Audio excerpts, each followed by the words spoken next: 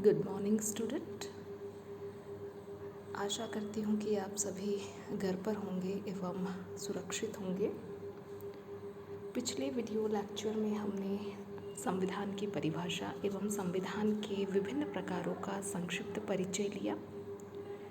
आज के इस लेक्चर में हम संविधानों के एक और प्रकार यानी कि संविधान में संशोधन के आधार पर अथवा संविधान की परिवर्तनशीलता के आधार पर संविधानों को कितने भागों में बांटा जा सकता है के बारे में पढ़ेंगे।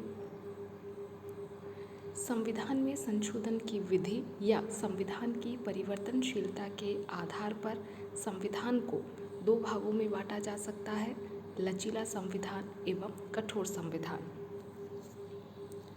लचीला संविधान उस संविधान को कहते हैं जिसके अंतर्गत संवैधानिक कानून और सामान्य कानून के बीच कोई अंतर नहीं किया जाता और संवैधानिक कानून को भी सामान्य कानून निर्माण की प्रक्रिया के आधार पर ही संशोधित किया जा सकता है।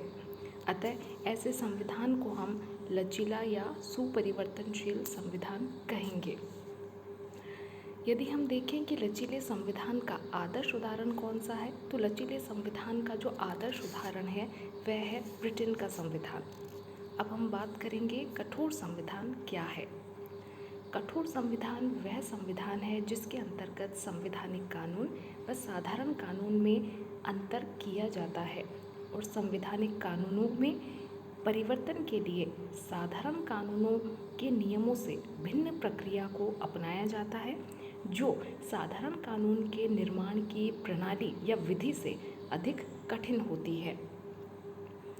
डॉक्टर गार्डनर ने कठोर संविधान के विषय में लिखा है, जो भिन्न स्रोत से उत्पन्न होता है और साधारण कानून से वेद दृष्टि से भी कहीं अधिक उच्च होता है, इसका संशोधन भी किसी भिन्न तरीके से होता है। यदि आप कठोर संविधान का उदाहरण देखेंगे तो इसका सबसे आदर्श उदाहरण हम अमेरिका के संविधान को कह सकते हैं। अतः लचीले संविधान वह संविधान है जिसके अंतर्गत संवैधानिक कानून व साधारण कानून में कोई भेद नहीं किया जाता, जबकि कठोर संविधान के अंतर्गत साधारण कानून व संवैधानिक कानून में भेद करते हुए संवैधानिक कानूनों में संशोधन की जो प्रक्रिया होती है वह साधारण कानूनों की निर्माण की प्रक्रिया से भिन्न होती है। अब हम देखते हैं कठोर और लचीले संविधान में क्या अंतर है। कठोर एवं लचीले संविधान के मध्य अंतर को हम तीन आधारों पर समझ सकते हैं: संशोधन पद्धति के आधार पर, साधारण कानून तथा संवैधानिक कानून की स्थिति के आधार पर एवं लेखबद्धता के आधार पर। अब हम एक एक आधार पर इन अंतरों को समझेंगे। यदि हम देखें कि संशोधन पद्धति के आधार पर लचीले संविधान और कठोर संविधान में क्या अंतर होता है, तो लचीले संविधान में व्यवस्थापिका को संविधान संशोधन का अधिकार प्राप्त होता है और यह सामान्य कानून निर्माण की पद्धति द्वारा ही संविधान में संशोधन कर सकती है। लेकिन कठोर संविधान के अंतर्गत जो संशोधन पद्धति होती है वह साधारण कानून निर्माण की प्रक्रिया से भिन्न होती है एवं ये कहा जा सकता है कि उससे अधिक जटिल होती है। दूसरा अंतर यदि हम देखें तो साधारण कानून और संवैधानिक कानून की स्थिति से संबंधित है। लचीले संविधान के अंतर्गत साधारण कानून तथा संवैधानिक कानून की जो स्थिति होती है प्राय वह समान होती है, लेकिन कठोर संविधान के अंतर्गत ऐसा नहीं होता। कठोर संविधान के अंतर्गत संवैधानिक कानून को साधारण कानून की अपेक्षा एक उच्च स्थिति प्राप्त होती है। तीसरा जो अंतर है वो हम कर सकते हैं लेखबद्धता के आधार पर, अर्थात जो लचीले संविधान होते हैं वे अलिखित हो सकते हैं, जबकि कठोर संविधान निश्चित रूप से लिखित ही होंगे। जैसा कि हम पहले ही देख चुके हैं, लचीले संविधान का आदर्श उदाहरण ब्रिटेन है, वहीं कठोर संविधान का जो उदाहरण है वह अमेरिका है।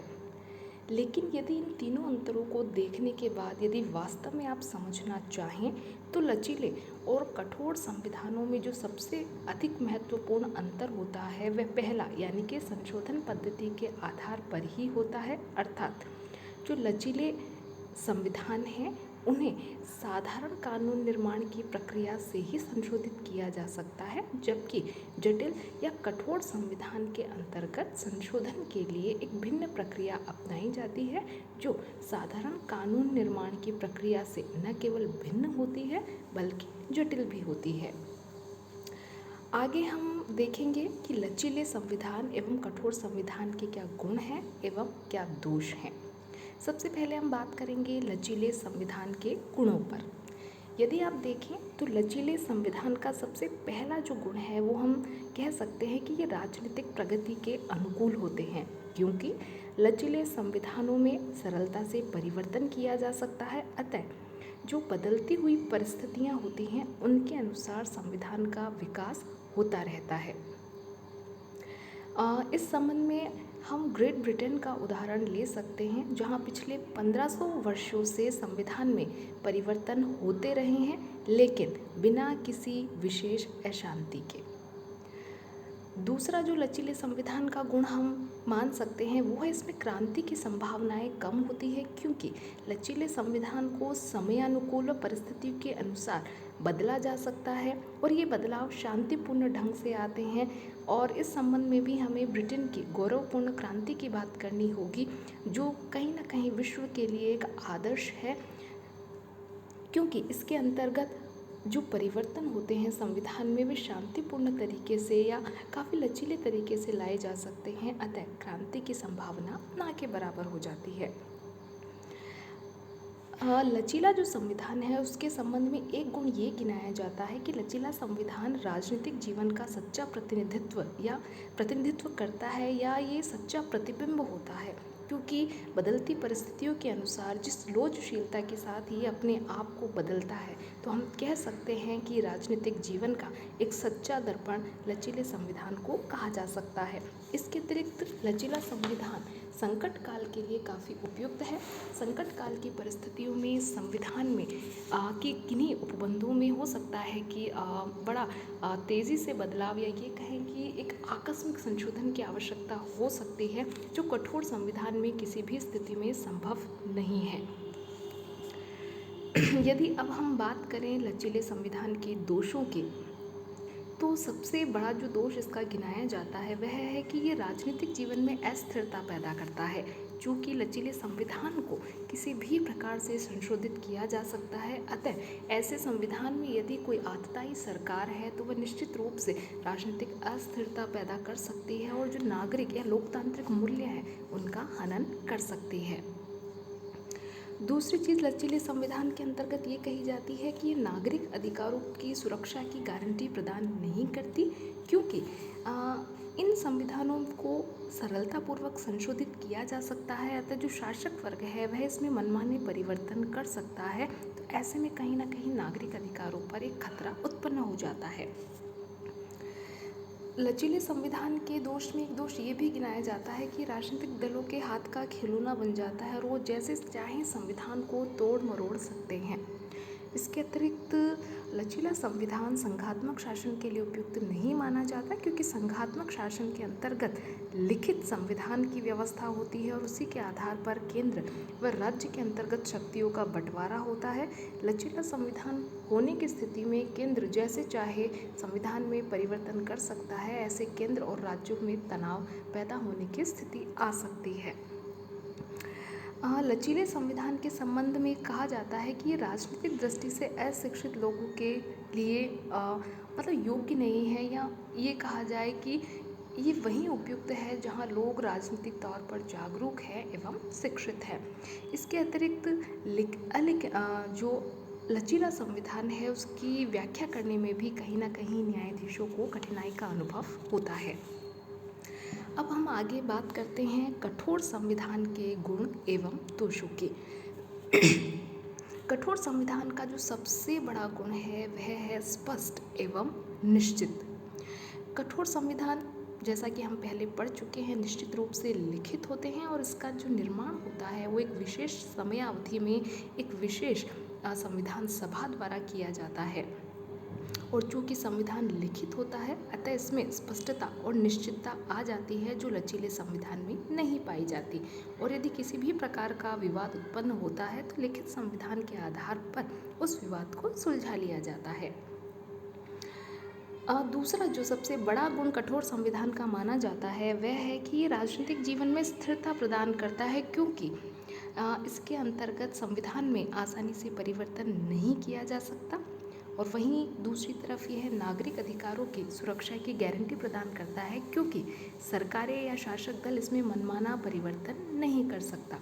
और चूँकि संविधान में मनमाना परिवर्तन नहीं हो सकता, अतः जो जनता होती है उसके मन में संविधान में के प्रति सम्मान में वृद्धि होती है।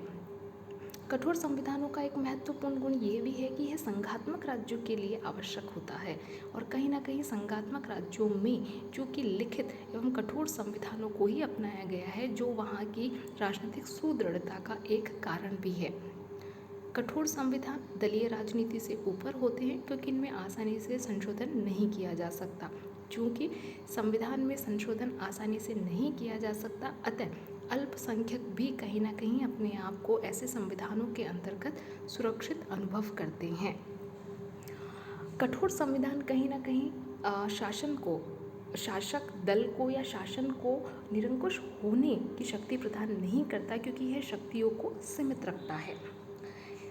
अब हम जानते हैं कठोर संविधान के दोषों के बारे में। कठोर संविधान का जो सबसे बड़ा दोष गिनाया जाता है या सबसे बड़ा अवगुण गिनाया जाता है वो है कि विकास में बाधक है, प्रगतिशीलता में बाधक इस रूप में कि इसमें संशोधन की आवश्यकता होने पर भी संशोधन अत्यंत कठिन होता है। साथ ही ये संशोधन में जो कठिनाई होती है यह क्रांतियों को जन्म देती है और साथ ही कठोर संविधानों की व्याख्या में कहीं ना कहीं जो न्यायपालिका होती है उसका जो प्रभाव होता है वह बढ़ जाता है। और ये भी कहा जा सकता है कि जो कठोर संविधान होते हैं वे संकट काल के लिए बिल्कुल भी उपयोगी नहीं होते हैं। अतः लचीले एवं कठोर संविधान की परिभाषाएं, उनके मध्य का अंतर, उनके गुण दोष देखने के बाद हम ये कह सकते हैं कि अलिखित और लचीले संविधान के चाहे जो भी गुण हो, लेकिन वर्तमान समय की जो प्रवृत्ति है वह लिखित और जो कठोर संविधान है उसी को अपनाने की ओर है। वर्तमान समय में ब्रिटिश संविधान अलिखित और लचीले संविधान का एकमात्र उदाहरण शेष रह गया है, लेकिन इस संबंध में जैसा कि गिलक्राइस्ट ने कहा है, कुछ ही वर्षों में लचीले संविधान का ये एक उदाहरण भी शेष नहीं रह जाएगा। अतः हम कह सकते हैं कि कठोर संविधान वर्तमान समय की एक आवश्यक ज़रूरत बन गए हैं। तो हम जानते हैं कि आखिर ऐसा क्यों। इसके बारे में हम पहला कारण ये गिनवा सकते हैं कि शासन शक्ति को मर्यादित रखने में कठोर संविधान ही सक्षम है। साथ ही शासन व्यवस्था में किसी भी प्रकार का जब परिवर्तन होता है तो भविष्य को अनिश्चितता से बचाने के लिए कठोर संविधान महत्वपूर्ण है। और वर्तमान समय में जो छोटे छोटे एकात्मक राज्य हैं उनका स्थान संघात्मक राज्य ले रहे हैं और हम जानते हैं कि संघात्मक राज्य की एक आवश्यक शर्त है लिखित एवं कठोर संविधान। अतः हम कह सकते हैं कि कठोर संविधान ही वर्तमान व्यवस्थाओं के लिए अत्यधिक उपयुक्त है। आज के इस लेक्चर में इतना ही। धन्यवाद।